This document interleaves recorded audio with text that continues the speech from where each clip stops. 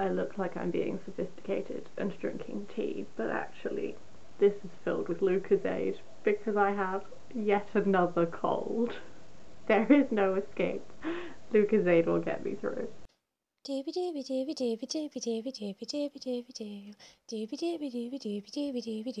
Sophie vlogs.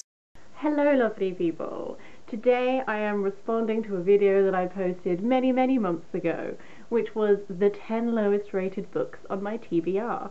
I have now read the 10 lowest rated books on my TBR and I am here to talk to you about them. If you watch my book chat roundups, you will already have heard me talk about most, if not all of these, because I have been wrapping them up, but I thought it would be good to do like all in one place in case you're just interested in these specific ones and don't want to trawl through ages of me chatting.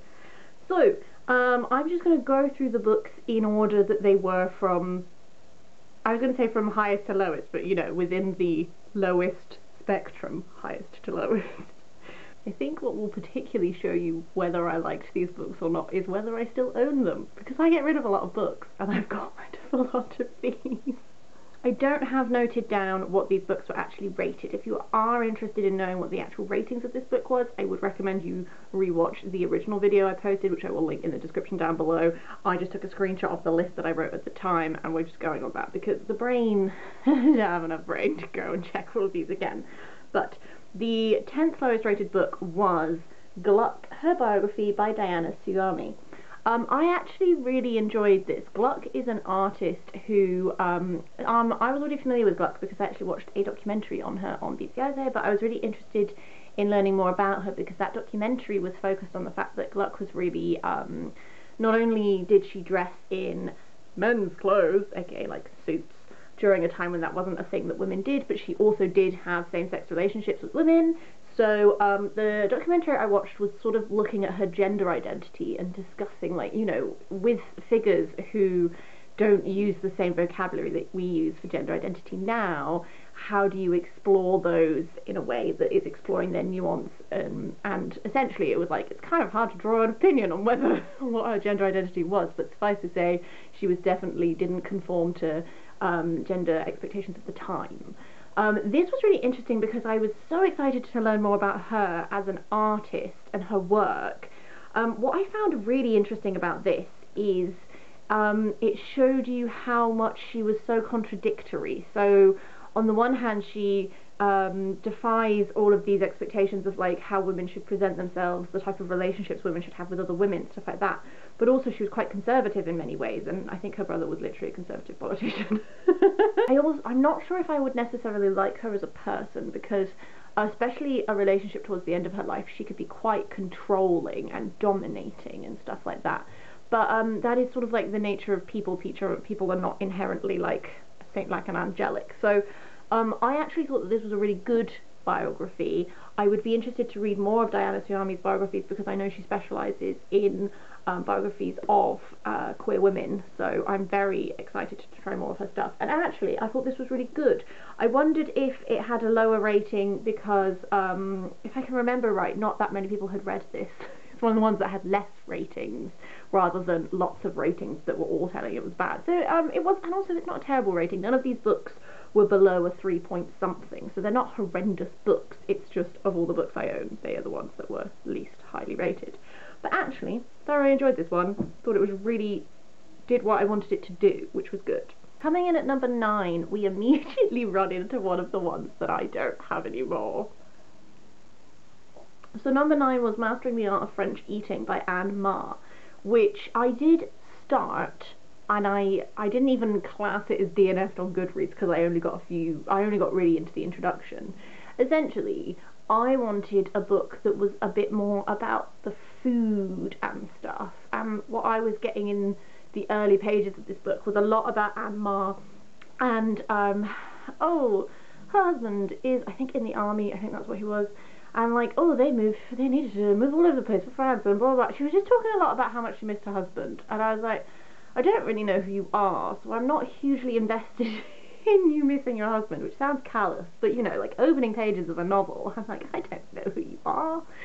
It wasn't really very foodie, and so I checked Goodreads because I was like, maybe this is just like introducing me to her and the situation, and then we'll get really into the food. And loads of other people were saying the same thing, that there was just a lot of, like, that wasn't really to do with food. And I was like, you know what? I have so many books to read. I don't need to read this one. So I gave it away. Yes. Coming in at number 8 is Boating for Beginners by Jeanette Winterson. I love some of Jeanette Winterson's work. One thing I've been finding recently is I've not always been getting on with Jeanette Winterson stuff. This one is a prime example of one that I actually just didn't really enjoy. Other ones that I've read recently have just been like perfectly fine, but I haven't had the emotional connection that I had when I first started reading Jeanette Winterson with stuff like Orange is Not the Only Fruit, The Passion, Sex and the Cherry. All 3 of those books are 3 of my favourite books, and I actually really need to do a reread of The Passion and Sex and the Cherry just to see how I feel about them now, because some of the other Jeanette Wintersons I have read recently have just not resonated with me in that same way, which is fine. The thing about Boating for Beginners is, I think it was her second book published. It sort of takes this idea of, it's kind of like a reworking of Genesis. To be honest with you, I get that she's going for, like, making commentary on our consumer culture. She's using, like, it's quite satirical, I think, kind of. I just felt like it was just a little bit heavy-handed. I wanted a little, in many ways, I wanted a bit more nuance. I wanted a little bit more development. It was like, we were making these jokes that was like, oh, aren't these beliefs silly? And I was like, is there anything more to this? Every now and then, there were passages in it which were like, glimpses of the Winterson that I love. In fact, there was a passage in it which I swear is the same passage that was also in Orange is Not the Only Fruit. I swear there's a bit in it which is just like same thing, because I was reading it and I was like, this bit's lovely, but I have definitely read this somewhere else before.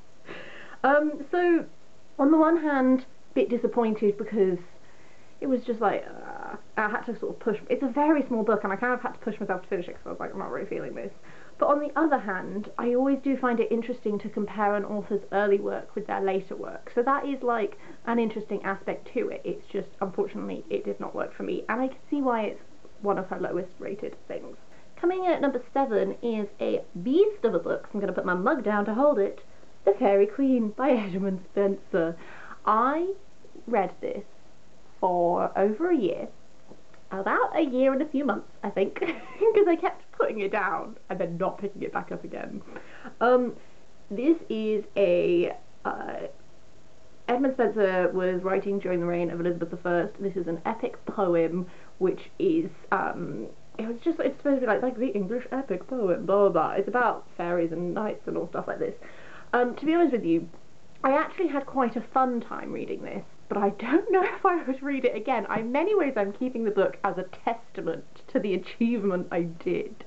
I read most of this aloud, which is why it took me quite so long. I would sit every night before I went to sleep, and I would try and read a canto every night. Didn't always succeed in that.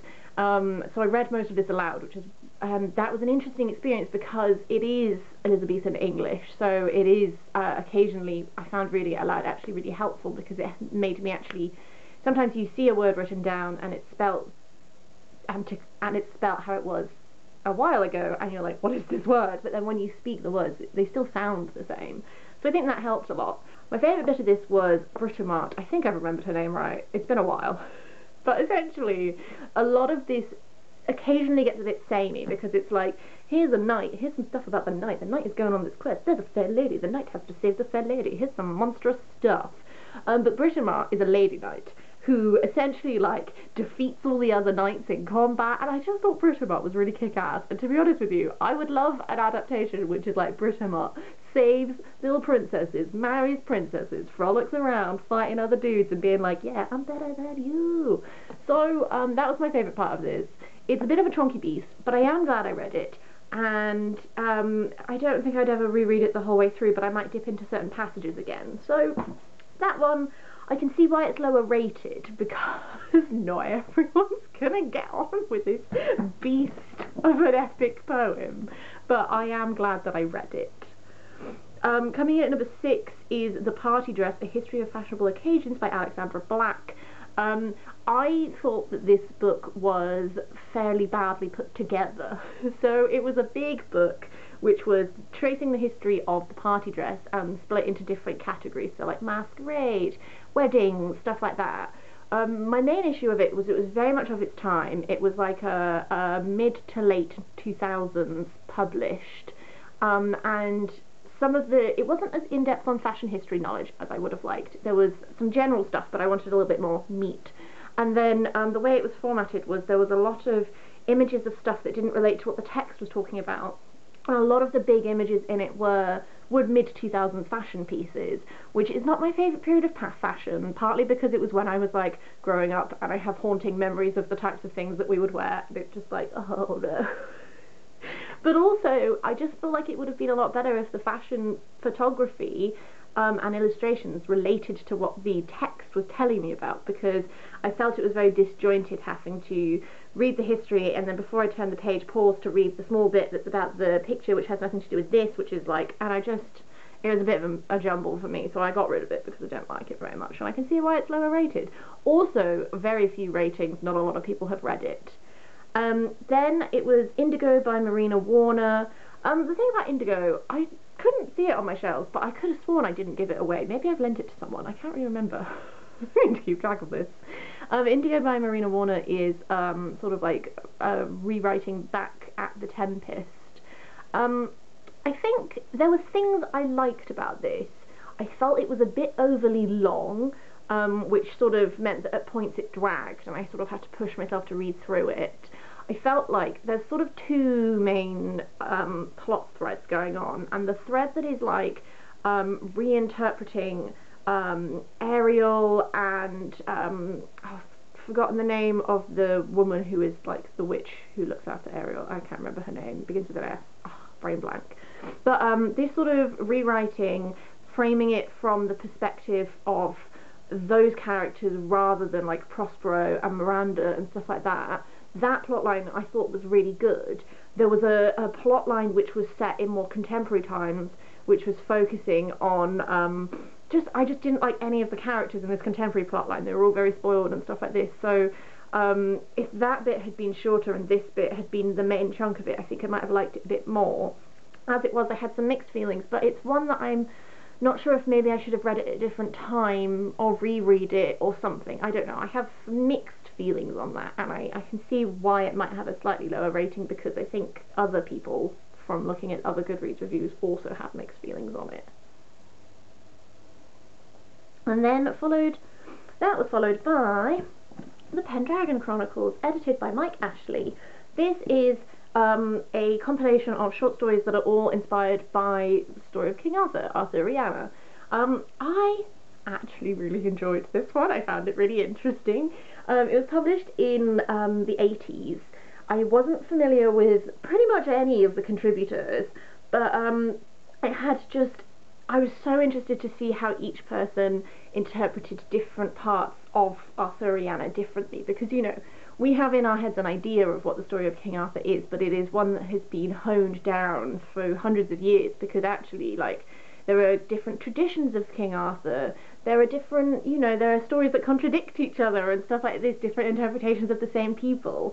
So with that as your start point, I found it really interesting to see how all these people, like, there were 3 stories that all focused on the same character, but they were all very different, and I actually thoroughly enjoyed this. There's a couple of authors who were in this which I might go off and see about exploring if they have any, like, you know, novels of their own, stuff like this, or if they just contributed to this. Essentially, I actually really enjoyed this one. That was followed by another short story collection, which is Ovid Metamorphosed, edited by Philip Terry, which is short stories based on all of Ovid's Metamorphoses. This was... I always have a thing with short story collections where I always end up rating them 3 out of 5 stars, because they tend to average out that way. Some stories I really like, a lot of stories, sometimes I really struggle to connect to short stories.